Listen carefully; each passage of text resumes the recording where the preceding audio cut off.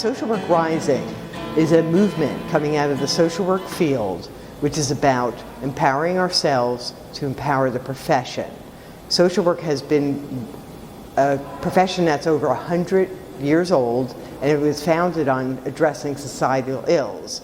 Now, in the era of the social determinants of health, in which we know that the social environment does have an impact on health, this suggests that social work and its message and its mission all along has been one of the central factors that help improve health and well-being. So we're here to promote that message and to make sure that the communities and other professions are really clear that social work is here, it's a driving force, and so we're going to empower ourselves to empower the people profession so that we can achieve health and justice for all people everywhere.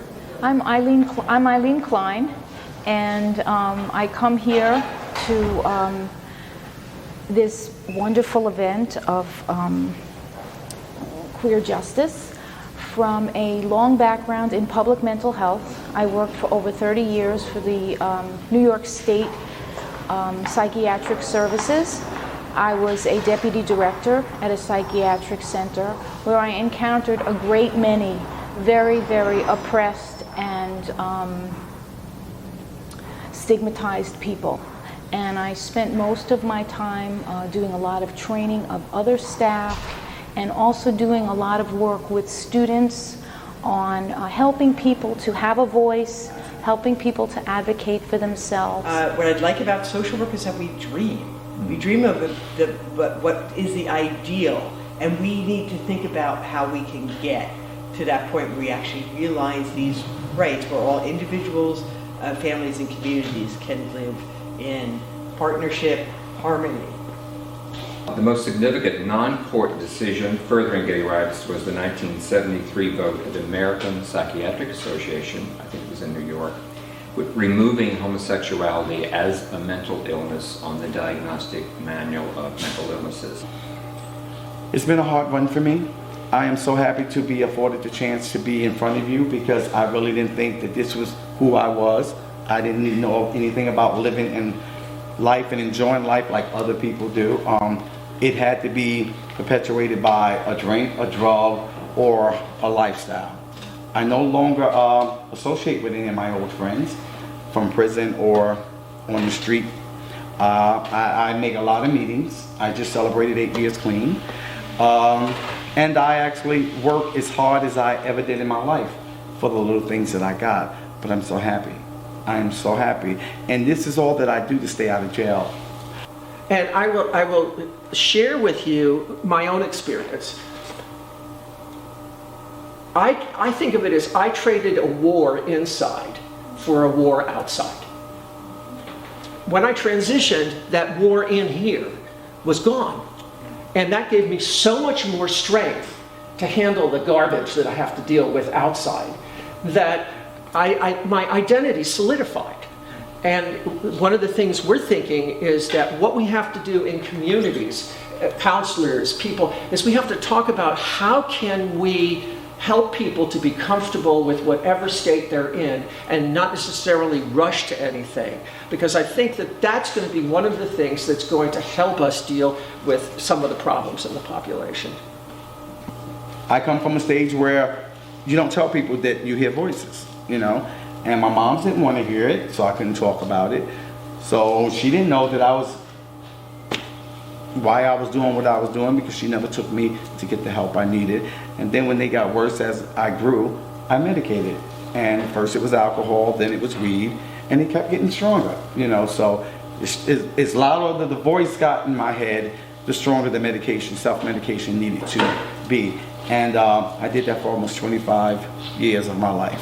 Even among Republicans, young Republicans under 30 are very accepting of gay rights and gay marriage, and probably it's because they've gone to school and grown up with gay people. So the coming out process, the more the better, in the sense people learn that we're just average people and they're our friends, our neighbors, our brothers, our sisters. So I think you're going to even see the Republican Party changing, and even every day there's another Republican office holder coming out for gay marriage. And that's because they're in districts where they know that's not a winning issue and it's going to haunt them.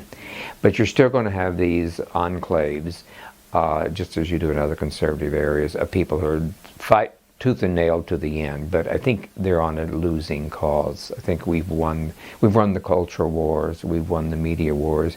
Gays are portrayed in movies, films, TV, generally as positive. There's some comedic stereotyping going on, but you have that of any group. I connected with one of the presentations that was given that I talked about in the film, and that was Mr. Block, who gave a presentation about, extending housing to people that had nowhere to go. Now I had somewhere to go. I just knew that it was probably not my best choice to go back there, because one of the things I had already known that if I keep doing the same thing, I would get the same outcome, and I wanted to change, and I wanted to give myself a chance. And I they picked me up and took me to a beautiful apartment in Harlem on Lenox and 43rd, and it was a 3-bedroom apartment, beautiful parquet floor. The apartment was beautiful. I was the only person in it because they hadn't, they wait for other people to come out to fill up the space. And I got my start of being out, but it was very hard. Once my first night in the place, I shook, because now I'm free and I don't have anything holding me. Like a monkey, I wanted a banana. And the banana that I wanted had to do with dope and crack. And it was really, really hard to sit on that feeling. So I made meetings. That were right there. I was a graduate from Ready, Willing, and Able, which was not far. And they had meetings all day from 7 o'clock to 7:30 at night. I made those meetings. I had to report to a program. As I said, I graduated. It was supposed to be for a year. I graduated in 6 months. I came in gung-ho. I was talking like I should have talked. I was revealing me and working on some things. So they actually let me go after like 4 months. And my director, who was Derek Blocker, who is still the director of Project Renew PTSD, the program, suggested that I go into Howie the Heart. And I went into Howie the Heart kind of scared. It took me like 7 months to actually sign up, because I was like, dang, I'm old. And I've been out of school since, 80? And I've been smoking crack since, 81? So my brain cells, everything I learned probably got ate up. Between crack and dope, I didn't think that I had anything to retain. But I did do well. Actually, I graduated. It was 52 of us when we started, and there was 22 of us when we ended, and I was in the top 5. So that was like something that I needed to show me that I'm not as stupid as I thought I was, and I needed that hope. And fourth, politically, gays are oppressed, often scapegoated. That's what's happening in Uganda. The minister, that political leader who is rather corrupt, uses this to scapegoat, because I'm going to go fight these evil people and I'll put them in jail, as opposed to dealing with the real societal issues. But the important thing about this so-called sin is the psychological effect that has on people coming out, because we internalize that, we're not good, we're bad, we're evil, we're immoral. That's obviously lessening, but initially those feelings, when they come up or act upon, that kind of issue is coming up, and that's what you may see when you deal with gay people in therapy. The residue of that. The big thing is just getting the right care. And I have a wonderful internist. She is just amazing. I'm very lucky to have her. She didn't bat an eye when I told her, because each doctor I meet, I say, this is the situation. Are you comfortable with that? If you're not, okay, could you refer me to somebody who might be? And she said, I'm happy to take care of you. I just don't know how. And I said, I can help you there. Dr. Whitten, she's, I think her work is just, it's going to be amplified over the coming years. I mean, even now within LGBT communities, LGBT aging is still such a new issue, because so many elders are choosing to live visibly as LGBT folks, with all the intersections, LGBT and aging and HIV. Chronic management specifically for LGBT folks. And what Dr. Whitten is really doing is showing that, as things get better for the youth, we also have to take consideration what happens later on in life. And I was really, really grateful for all the research that she's been doing, and the way she presented her work today was just really thought-provoking. You got a way of connecting because you're genuine. You really, really tell a story like no one else is. I says, well, I've been through a lot, and one of the things that I like about Rainbow is that it has a diversity of people, and one of the things that I guess I relate, and everybody says I relate with, because no matter who they are, I can relate to. Because I remember when I had a lot of money, so the people that are going through the problems of not having money, I relate. So I remember when, with the people that are transitioning, I lived on the run for 3 years as a woman. So yeah, I was Rhonasia at that time. So I knew about that. So it was something that I could always bring to identify and to give them hope that things get better. We have huge populations of people who are elderly in these prisons that are functioning essentially as nursing homes. And Connecticut has changed this. Connecticut has created a prison nursing home, I guess you'd call it, which is much less expensive than running an outright prison. But you go to these wards, people can't get out of their beds. So what exactly is it that you think is going to happen with them? And we pay $80,000, $90,000 a year to keep them there. That doesn't make any sense. 3, what I've learned is that basically our prison system has become the mental hospitals of our generation. And many women don't like it when I say this, but it has never stopped me from saying it. Almost every single person I represented who was accused of rape was mentally ill. Not kind of mentally ill, full-blown schizophrenia, full-blown voices in their heads, okay? So what happens is our mental health system has failed. They end up in prison, and now the prisons are filled with people who are mentally ill, who don't adequately get treatment. My name is Mary Buser, and I recently wrote an op-ed piece on solitary confinement that was published in the Washington Post. The piece concerned my experience as a chief of mental health on Rikers Island, where I worked in the solitary unit, and it was about my constantly trying to reconcile what I was seeing each day with these punished inmates, with inmates who were attempting to hang themselves, cut themselves, bang their heads, etc., for some hope of relief. My job was to assess whether or not death was imminent, in which case we would authorize relief. I found it very hard to find myself in that position, and since leaving Rikers Island, I've been an advocate for the incarcerated and recently completed a book that I hope will illuminate to the larger world just what happens in a closed-off setting, and that it's not the system that we would like it to believe. It's not what we see on TV. And it's the story of how someone like me could go in, an idealistic social worker, and wind up becoming part of the system, which I ultimately had to leave to be true to myself.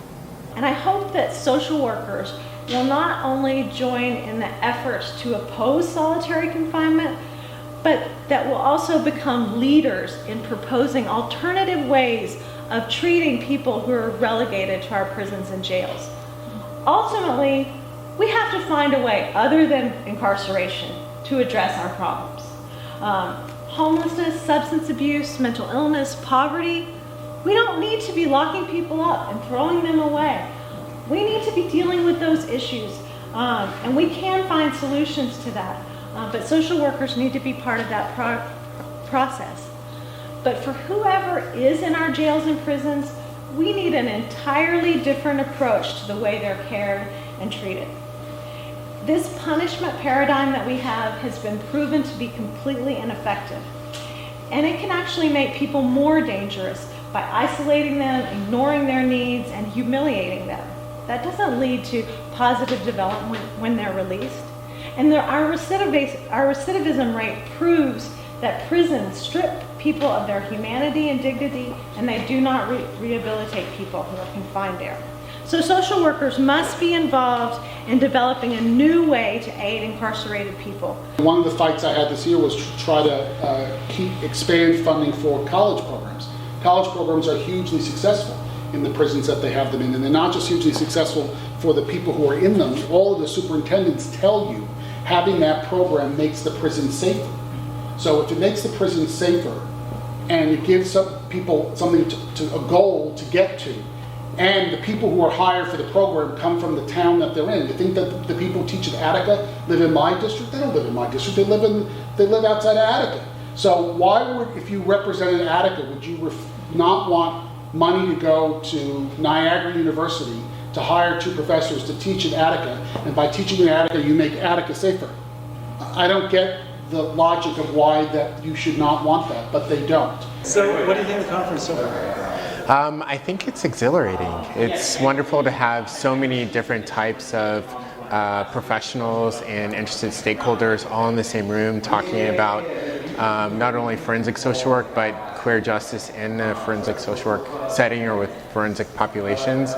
I'm talking with people who, one is someone who came from Long Island, who's a high schooler, all the way up to, we had an assemblyman here, a New York assemblyman here. And so the range of perspectives that we're getting, I think, is really enriching the conversation. Yeah, I think Taryn was incredibly interesting, in part because I have a strong interest in trans issues, and I'm not very well versed at all at aging in the trans community. So to be able to hear a little bit more about the experiences and how experiences change over the lifespan, I thought was incredibly interesting. I think all forms of marginality need to be addressed in ways that can be embraced in a human rights framework in terms of how the society has addressed it. I think there's a lot to be learned from the LGBT struggle and the social movement and the effectiveness of changing the culture. And so even though I started looking at things from a civil rights focus, any form of exclusion, any kind of just stratification needs to be addressed in. It was all right and it was fabulous. They're probably not telling you the truth, because jail has never been fabulous. I've been going to jail a long time. It has never been fabulous. I was able to deal with it after a long period of time doing what I needed to do to be okay, but it was never fabulous, because even though I was somebody in jail, I still had to carry a weapon for a long time because somebody wanted what you had. And if you got one package more than the next guy, he wanted it. And you will hate it. So the life that I live in, and I dedicate my life to service to people like myself that are LGBT, living with a mental illness, coming out of jail, and then struggling from addiction. I promised God that this is what I would do. And to the day I die, that's what I'm really committed to. And there's nothing I won't do. I speak a lot, I talk a lot, I go to a lot of places, and I do some things to show that there is another side to life, and it's not all negative. Because where we come from, everything is negative. Everybody's keeping me down. You're keeping me down. But I found out that nobody was keeping me down more than I was keeping myself. Because with education comes power. And the best thing that I've learned is that I have a voice and a choice. So I need to voice what I want. And that's one of the things that I love about Rainbow. We give people advocacy to speak up for what they want, to be who they want. And that's a freedom. So the more I learn, the more I take back to my community. The more I take back to my brothers and sisters on the street. And I'm building a liaison with some young people that are actually coming back asking me some questions. And that's profound. They ain't asking me, can I sling for you no more? Do you got something I can sell to make a few dollars? Or you got somebody you want me to beat up for a few dollars? They're coming for me because they're thirsty for information. I'm finding out that the youth need that. They want that. They're just not getting it. They're just not getting. So if you're not feeding somebody and giving them something to nourish themselves to go further, then what are you doing? You're killing them. Because none of the things I was doing in my past life helped anybody live. It definitely helped people die. And as I said, I'm ashamed for, and something I have to live with, is the taking of somebody's life. Not that I meant it, but that was a lifestyle. That was a lifestyle. I get you before you got me, and that's just not the lifestyle that I have to live today. I don't have to look over my shoulder, which is beautiful. I have a beautiful apartment. I just got married 2 days before my birthday as you heard, the time I saw him, I fell in love. And we got married. We've been together 7 years. And I remember as a kid saying, that's all I wanted, to be married. But I knew that would never come, and look how things are evolving. I am married, and with the man I love, and I can say it in front of you like that because before I used to say, yeah, I'm in love with my girl, but it was never a girl, it was always a man, and that kind of takes away my love and me expressing it. I can't say, I'm in love with my girl, like I can say, I'm in love with my man.